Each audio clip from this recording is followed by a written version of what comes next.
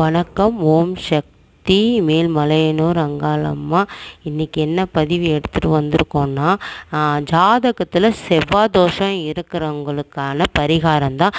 செவ்வாய் தோஷம் இருக்கிறவங்க என்ன பண்ணுறோன்னா, நம்ம முருகப்பெருமாள் இருக்கிறார்ல, அவருடைய சன்னதியில் நம்ம அரளி மாலை தொடுத்து ஒரு நெய் தீபம் விட்டு நம்ம ஏற்றி வந்தோன்னா நம்மளோட முருகப்பெருமாளோடைய அருள் நம்மளுக்கு கிடைக்கும். சீக்கிரம் கல்யாணம் நிவர்த்தி ஆகும்.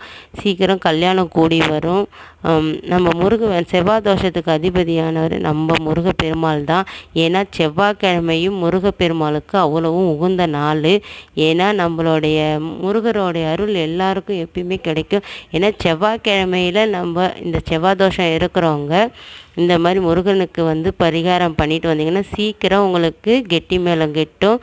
உங்களுக்கு நல்லதே திருமண தடை நீங்கும்.